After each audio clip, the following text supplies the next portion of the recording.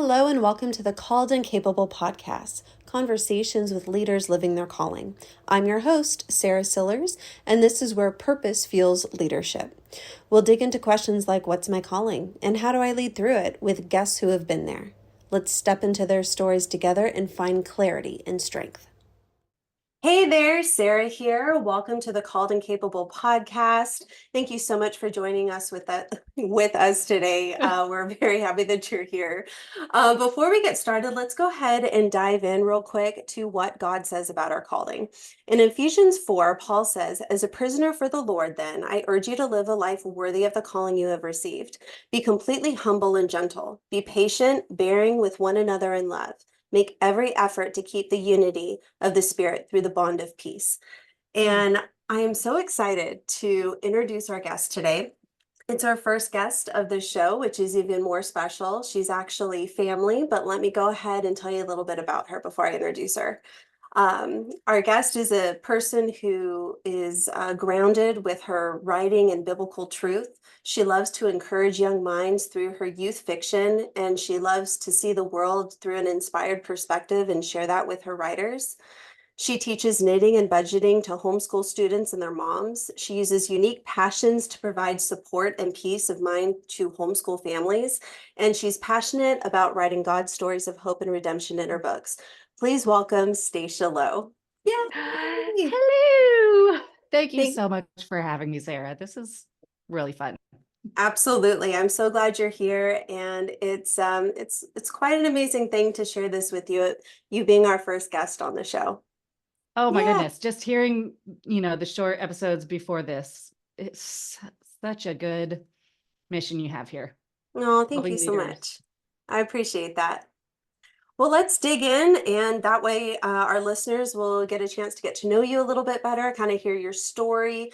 I know a little bit of your story, but I'm looking forward to hearing more of it.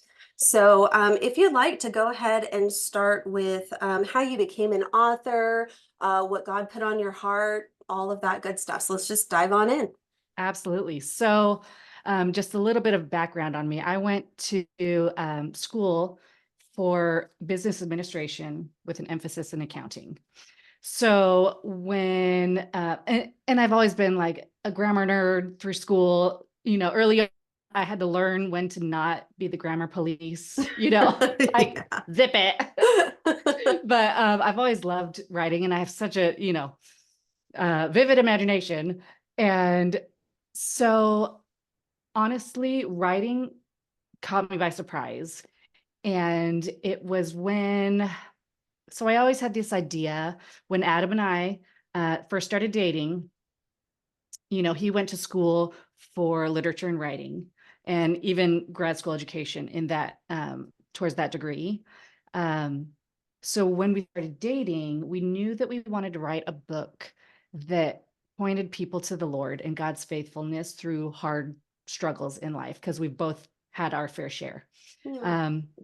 So that book, we always knew it was going to be coming down the line, but it was about 3 months after our 2-year-old was diagnosed with leukemia that God said, start writing the book.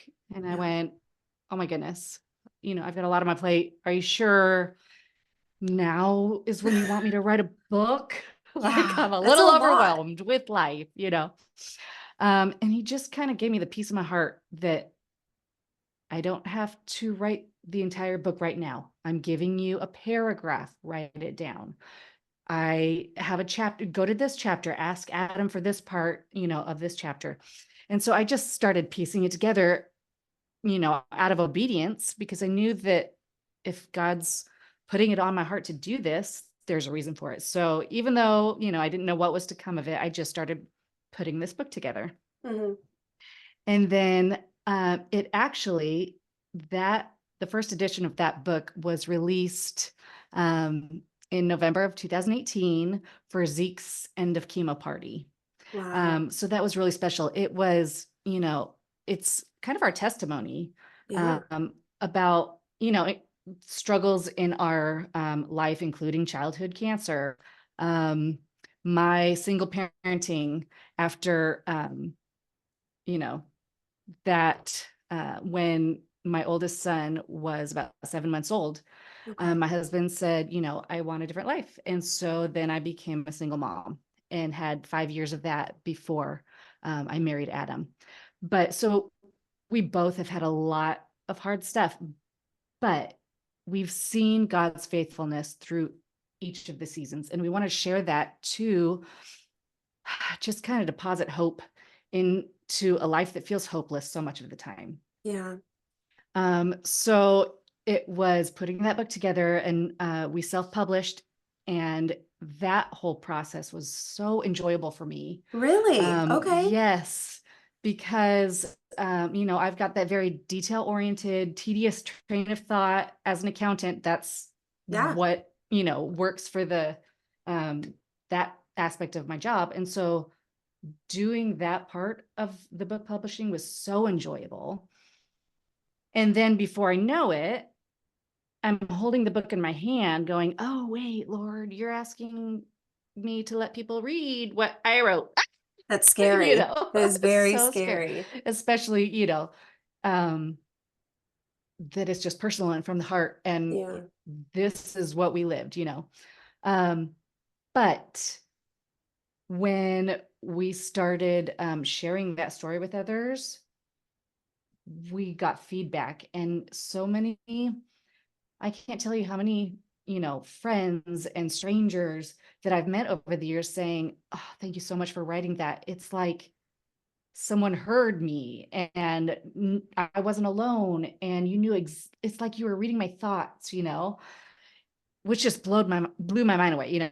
Yeah. It's Like, amazing how God can use our pain.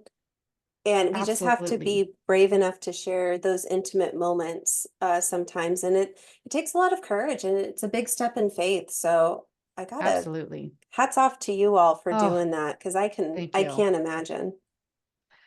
Thank you so much. So we just released the second edition of that book. Hmm. And that's the point when I realized, oh, I really enjoy writing and publishing. I wonder if I could, do it with fiction writing, because I've, so many stories that are in my mind, and that's just my creative side that just wants to get out. And so I started writing, and I was loving it. And Okay. then I started learning everything, all the how-tos, and listen to podcasts, and to learn how to become a writer and do it for God's glory. Oh, that is so neat. So I started doing that, and then so I've got a couple novels that I've begun, but I put those on pause. Well, I've gotten back into them again, but Okay. a few years ago, I started writing short stories um, to help engage young minds. So youth fiction. Middle grade is for, elementary age school kids. But because my boys, I have 4 boys, one is in college now, and the other 3 are lively and active and always want to be playing outside, which is, I love. Yes. That's But good for boys. sometimes it really is. Yeah. And my sanity. Hey, It it's all gets about very loud in the balance. house. That's right. But sometimes it was like pulling teeth to get them to read. And I knew Hmm. that they would enjoy it as soon as they started. Mac would say, I hate reading, I hate reading. And then he started reading the book that he loves. And he is, reading for the next 2 hours. And it's like, I told you so. Just trust your mother. I know what I'm talking about. Oh, no, that would be too easy for uh, children. oh, of course. Um, but so I started writing stories that would engage my own kids. So taking people in our lives that we know and love. Okay. And the series, my newest book is a collection of my youth fiction. Wow. And it's part 1 of the collection, because it is my first 3 books were inspired by Adam Okay. in his grad school journey. Um, my oldest son, Joey, and his compassion and friendship towards everyone he knows. And then some of the years in my single parenting. that just, you know, when you feel like giving up and you know that you just need to keep taking the next step and pushing forward. So those life instances, Yeah. seasons inspired these fictional stories, so that kids can read it and, you know, receive biblical truths that I put into my books, um, in a creative way, you know, something that is adventure and exciting, creative. That's So I started exactly doing what I that. was wondering is how much adventure do you put in? Because these are, if it's Yes, geared more towards boys and in that age, they want that adventure, they want that excitement and exactly. mystery to unfold. Yes. And it is so special because my 9-year-old, he's like my biggest promoter. He'll go and tell everyone, my mom's an author, you should read her book. And he loves, Oh, you know, reading my stories and telling everyone about it. And so I actually put the collection together too, because it's going to be in the boys' school library. So that's really wow. exciting. So just little steps. So this entire writing career, Hmm. because I have goals and I've got dreams, and I'm taking the baby steps that are necessary to make progress towards that goal, even though my main job is an accountant. Is So accounting. I'm doing my so I'm doing my accounting, and While then raising four children. exactly. So I don't get to do, you know, as much of the creative stuff that I want to, Hmm. as much as I would like. But God has shown me over and over, if I stay faithful to follow through with what he's showing me and be obedient to the direction he's leading me, Hmm. those baby steps make progress.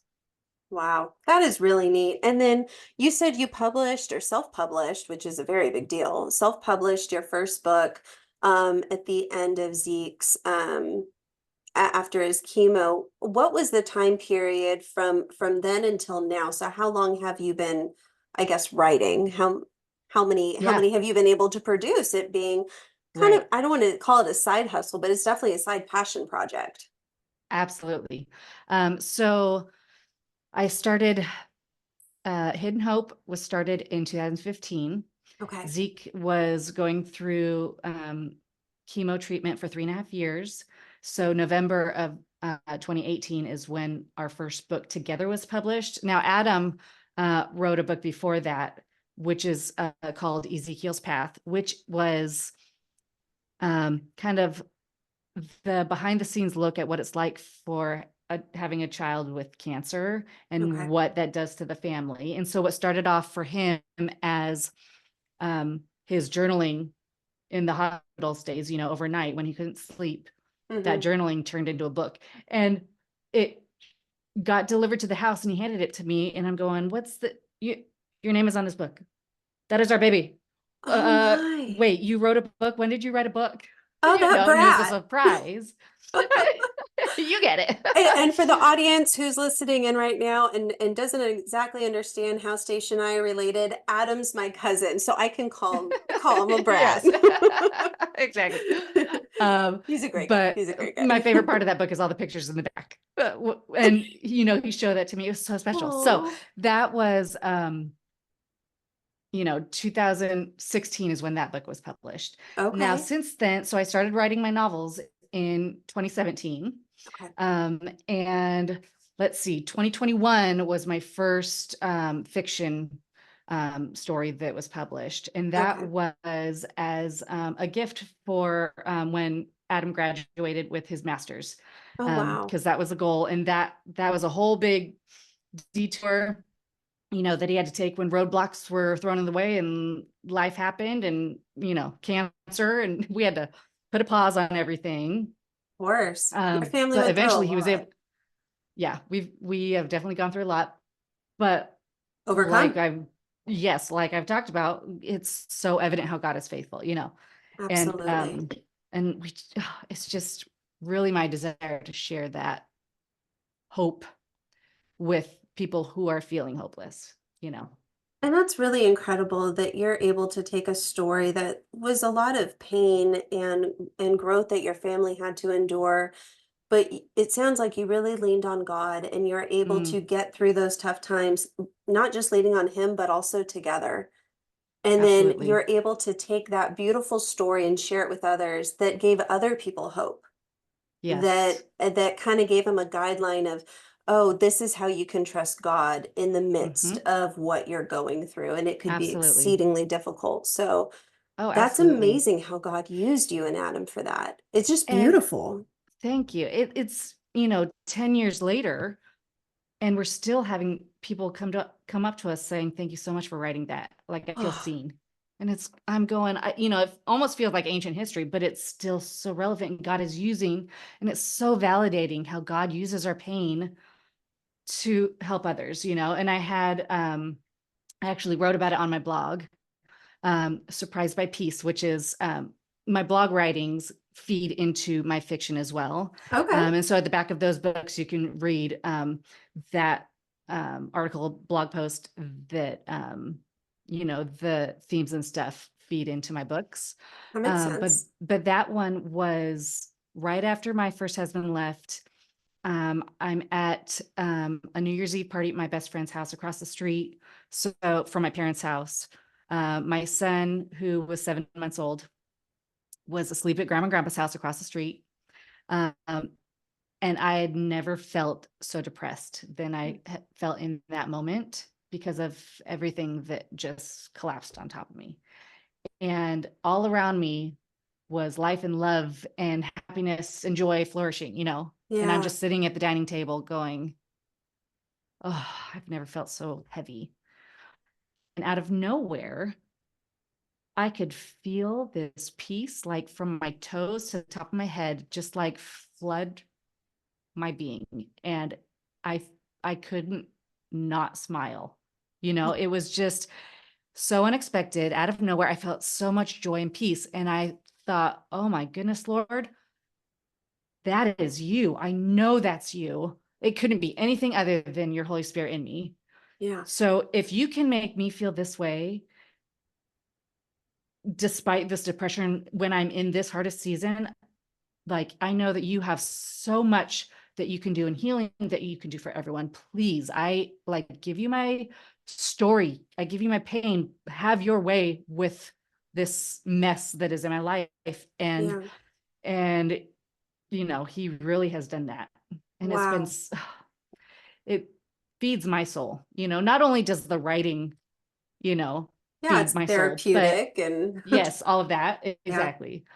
Um, but just seeing how any of this stuff, my books, my budgets, my knitting, all of it, works to help others. And uh, that's what I really want to do. It's all for God's glory. Absolutely. It's funny that you mentioned that. Tell me a little bit more about what you do with knitting and how you help others with that. Okay, I will. So I'm just smiling because I was telling you about, how the boys are loud and, rambunctious, and, they climb all over everything, and, the house is loud all the time. Well, imagine all of that, during the shutdown, and Wow. all six of us were at home, couldn't go anywhere. It was so loud. I'm so thankful that we have a relatively big backyard. And Good. yeah, I would send them outside all the time.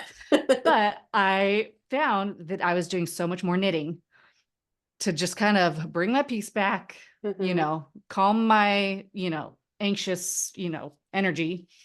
Um, and because I learned to knit in junior high, I want to say my grandma taught me, um, actually in this house. Oh, how Um, neat. yeah. Um, but it was more of like every Thanksgiving when it starts getting cold out, I want to get cozy up and do my knitting. So it was like Yeah. once, in wintertime, I would pick up my knitting until, 2020 happened, and I was doing it all the time. And I realized, so I started, in the summertime, nobody's wanting knitted items. And so I started making donation items for Operation Christmas Child. So Okay. I could get them, give these little gifts that I'm making all year long, to underprivileged children who don't have receive Christmas gifts, and so the organization sends out shoe boxes of Christmas gifts all Okay. around the world. And so I just started making donations for that. And then, so like little by little over time, it turned into a teaching position that was very, um, it was definitely God's one of the little pieces of the puzzle that God was using to connect all of this like random accounting, knitting, budgeting, like so random all over the place. But Yeah. my friend was starting a homeschool co-op and said, I want you to be the knitting teacher. And I said, oh, do you need an accountant? I'll do that instead. But, I've tried teaching before. You're like, that's I've, nice. I'll pass. well, that's kind of how I was because I said, I've tried teaching before. And I think I'm better at, the behind the scenes stuff. Granted, I was teaching a geometry class. So that's a little bit different than knitting. Yeah, no kidding. But, and she says, Stacia, you're the one. You need to teach this class. And I said, after praying about it and God confirmed, I said, okay, but I'm bringing all of me. So I'm bringing my accounting degree with me. So my knitting class for 4th through 12th grade homeschool students is called Not Your Average Knitting. Okay. KNOT, play on words, not your average. Oh, yeah. Because I also teach budgeting in the knitting class. Oh, of course you do. That's awesome. So I'm teaching a life skill to these students and helping them understand the cost of having hobbies and, life that happens. So I can just kind of give them a fresh perspective. So it's not just, hey, mom, dad, buy me this because I want it. Yeah. But there are responsibilities in life and, eventually they're going to be your own responsibilities. So let's learn about this. And so halfway through the semester, I start teaching we start having budgeting conversations while we're all doing our projects and we're knitting. So that's really fun. So that is another thing that just kind of caught me by surprise. And so now it really is my writing and my knitting and my budgeting all work to serve my fellow moms who are either trying to live their calling to homeschool their family on a single income or, because that is such, direction that requires all of your time and energy. Adam and your cousins, we're all homeschooled, Yep. As I was. Yeah. We were homeschooled because of Uncle Rex. Yes, exactly. Yeah. And so, anyway, sorry, I broke your train of thought. That's all right, mom brain. Yeah. Well, it was my understanding what you're kind of alluding to is there's so many different things that you can learn and so many opportunities that you have when you're homeschooled that you're able to teach your kids or like even myself, I was a part of a co-op when I was younger. And because my Uncle Rex was on the legal team for Southern California Legal Defense, that's why we started being homeschooled. He was homeschooling his 6 kids and my mom went, hey, I can homeschool my 2. Yes. So for me, it was 1st grade on, and there are so many opportunities with the co-op groups, like I assume that's what you're part of teaching. Yes. And that's how I learned sign language. And I sign, well, it's been years, but I used to sign pretty fluently. And I love that. yeah, like I know a little bit of Spanish, but that was mostly from SoCal, growing up there. Sure. But there's just different things other than geometry or, English, and you 100% need those things. But when you're in a co-op, you're able to learn a little bit differently and it's hands-on and you're learning from other moms. So there's that trust factor. And hey, I'm able to teach you some hard lessons or telling you what life is really like other than being confounded to what is or isn't allowed to be said at a traditional school. Right. Yeah. So I think that's amazing. And your second story here talking about your knitting, it just shows that you took out a step in faith and you were donating. And then all of a sudden you're teaching it now and you have influence over however many children each school year, each semester, And however you all are on. it's still, every time, every new semester, I have new students, and I'm going, more people? It's awesome. But I Yeah. really, really enjoy it. It's so much fun. Oh my goodness. Well, this has been great. Do you have a like a specific takeaway that you would like to say to the audience about maybe what you've learned and just kind of inspiring them with maybe their own thing? Sure. I will say that the thing that I've seen most through all of, these aspects of my business is that um, the saying slow and steady wins the race. Well, it's not a race, that I'm trying to reach the finish line, but it's more grace, Yeah. grace over race, slow Yeah. and steady. It feels like sometimes it feels like nothing is happening with my books because I can't do it every day of the week because, the majority of my work time is for my accounting clients. Um, but then I'm holding a book in my hand going, oh, it happened, because a little bit every day, a little Yeah. bit once a week, when God is putting that idea on your mind in that moment, you do it right then. Yeah. And eventually, over time, stay diligent, stay dedicated to it. You're going to reap the benefits and feel the Wow. rewards. That's actually one of the themes of my second book that I wrote again Okay. and again. Wow. It's amazing what discipline and obedience does when you roll it Mm, into one. It just magnifies your faith. And absolutely. that's wonderful advice. I love that. Thank you. Well, will you let our listeners know where they can find you, whether they, want to buy your book, or perhaps they Yeah. they want to donate something on the knitting side of things to help with any of these charities? Oh, thank you. You can find all of that at my website. It's my full name, staciaraylowe.com. And you'll be able to see our books, including all the books that my husband has written also. I told you about Ezekiel's Path, Hidden Hope, and he's also just released a men's devotional. So he he's also a ghostwriter, or technically an angel writer through Okay. Authors on a Mission. So Huh. we together, we like to just help others get their books written and published. Wow. So you can find our books, my knitting, my budgeting. I mentioned briefly. I teach it in my classes, but then also I have created easy to use budgeting templates for moms to be able to just plug in their stuff and have their monthly budget automated or their 3-month budget automated so that they can see what's coming. So they're not worried or anxious because, the stress, the money stress can feed into parenting and motherhood. So Oh, I'm trying to definitely. eliminate that since I'm one of those people who likes to do it.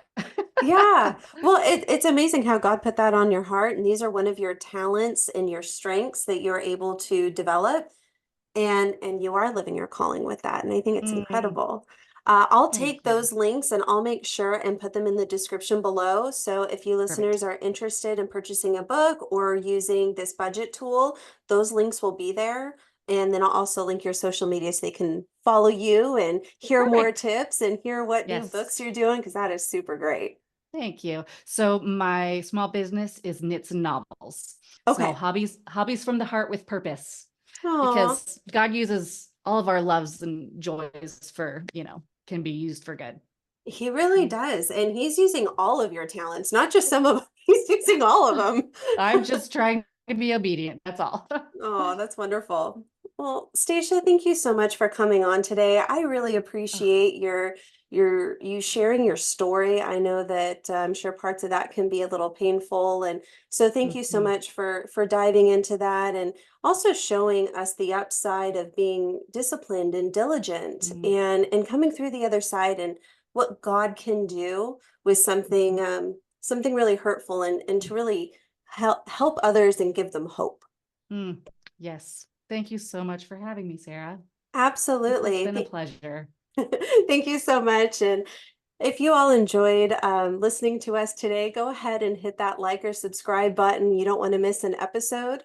And then next week, we actually have a guest who empowers families to achieve financial security to guide individuals in aligning their financial goals with their life purpose. So we have a little bit of a theme going on. Yes, I love it. All I'm right. excited to listen to that one. Yes, definitely. All right. Stay tuned and we will see you next time. Bye-bye. Bye. That's a wrap for this episode of the Called and Capable podcast. Thanks for joining us. If today's interview sparks something, whether it's clarity on your path or motivating you to succeed, don't stop here. Subscribe on iTunes, Spotify, or wherever you listen, and catch the video version on YouTube or Rumble. Be sure to grab your free capability audit checklist at calledandcapablepodcast.com/audit.